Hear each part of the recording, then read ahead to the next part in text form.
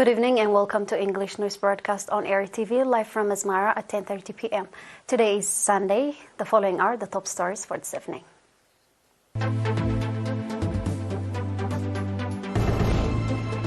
Day of Farmers Observance in Halhala.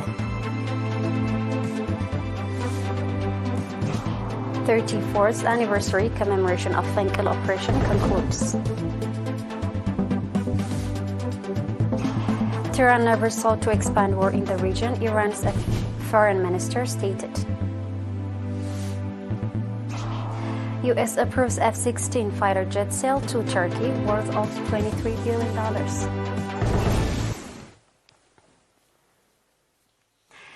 The Day of Farmers focusing on corn seed crossbreeding was observed at the national level at the Halhala National Agricultural Research Center on 8 February. The event was graced by the presence of Mr. Eritrea, Minister of Agriculture, senior officials from the Ministry of Agriculture in the Southern and Central region, and representatives of farmers. Mr. Negusa Abraha, Director of the Research and Improved Seeds and senior researcher, highlighted that the Ministry of Agriculture initiated the improvement and distribution of select corn seeds in 2002. The 4 years later, distribution to farmers commenced. Up until 2022, over 11,000 quintals of improved corn seeds have been distributed to farmers. Mr. Negusa further elaborated that the center conducted research on 8 types of corn imported from abroad.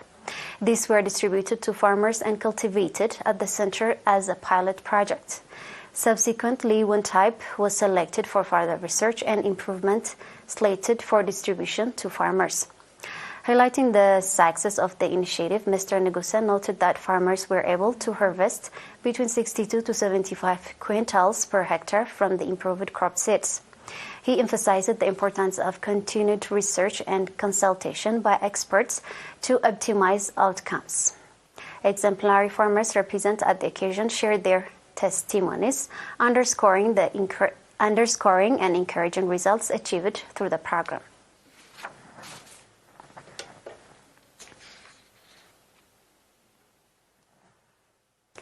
The 34th anniversary commemoration of Operation Fenkel, which commenced on 9th of February under the theme Fenkel Tunes of Liberation, concludes with a community gathering and sports activities.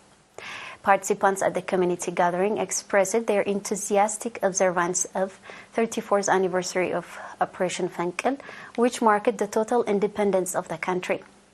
They honored memories of heroes and heroines who sacrificed their lives for the nation's freedom, acknowledging that the peace and tranquility they enjoy today are fruits of their gallant effort, deeply ingrained in the hearts of every Eritrean for eternity.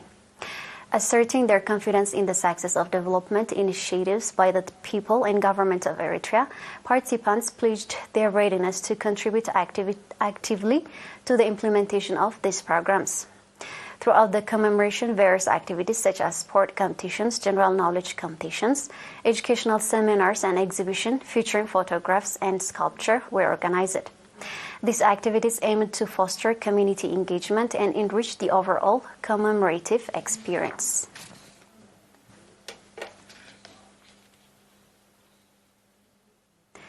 The National Association of Eritrean War Disabled Veterans convened its annual activity assessment meeting on 9th of February in Asmara.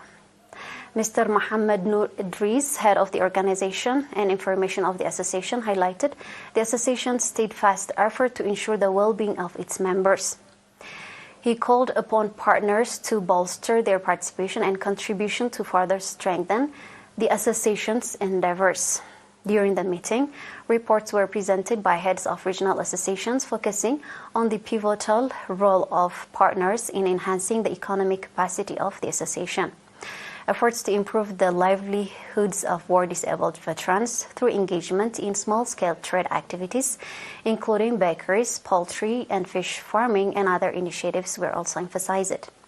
The report revealed that the 2023 over 6 million NAFA in loans were distributed to 405 members, marking a 1 million NAFA increase compared to 2022. Extensive discussion were held on the presented reports leading to the adoption of various recommendations. This included proposals of increased partners' contribution, the implementation of sustainable awareness-raising activities, project designs, intensified effort to develop the economic capacity of association, and ongoing follow-up on physiotherapy centers, among other initiatives. We are live on ERi-TV. Stay tuned for international news.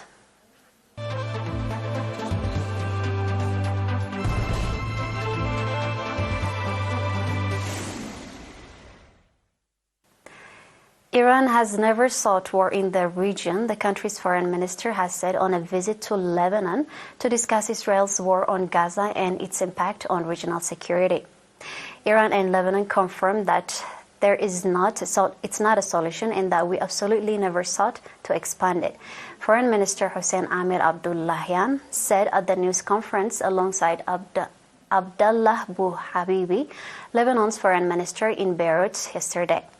However, he threatened that any widespread attack by Israel on Lebanon would be Israeli Prime Minister Benjamin Netanyahu's last day. His visit to Beirut came as the United States and Israel have continued to blame Iran and its aligned arms groups in Iraq, Syria, Lebanon, and Yemen for escalating tensions in the region via attacks on U.S. and Israeli targets. During this visit, the Iranian diplomat met Lebanon's Prime Minister Najib Mikati, Speaker of Lebanon's Parliament Ziad Nakhali, and Secretary General of Islamic Jihad Movement, and some Hamas officials. He also met Hezbollah leaders Hassan Nasrallah.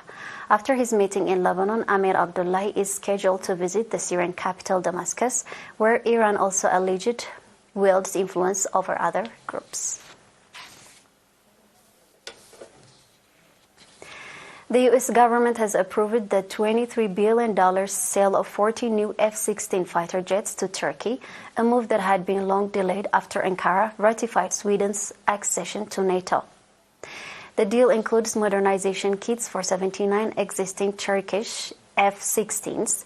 The U.S. Department told Congress it had also approved the sale of 40 F-35 fighters to Greece, costing $8.6 billion.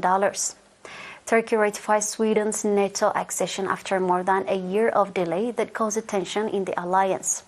At first, it made the request for the jets in 2021, but its delay in ratifying Sweden's NATO bid proved to be a major stumbling block. Turkey was concerned over what is called Sweden's support for Turkish separatists. But Turkish members of parliament ratified Sweden's bid this week, and Turkish President Tayyip Erdogan gave his final sign-off. U.S. President Joe Biden then urged that the F-16 sales be approved without delay. Russia-Ukraine war since February 2022 heightened Turkey's importance as a NATO bulwark in the Black Sea region. My approval of Turkey's request to purchase F-16 aircraft has been contingent on Turkish approval of Sweden's NATO membership, said Democratic Senator Ben Cardin. Now we have a quick review of the top stars.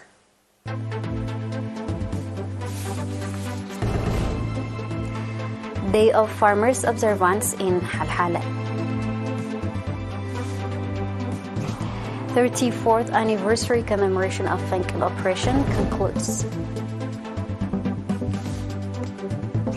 Tehran never sought to expand war in the region, Iran's foreign minister stated.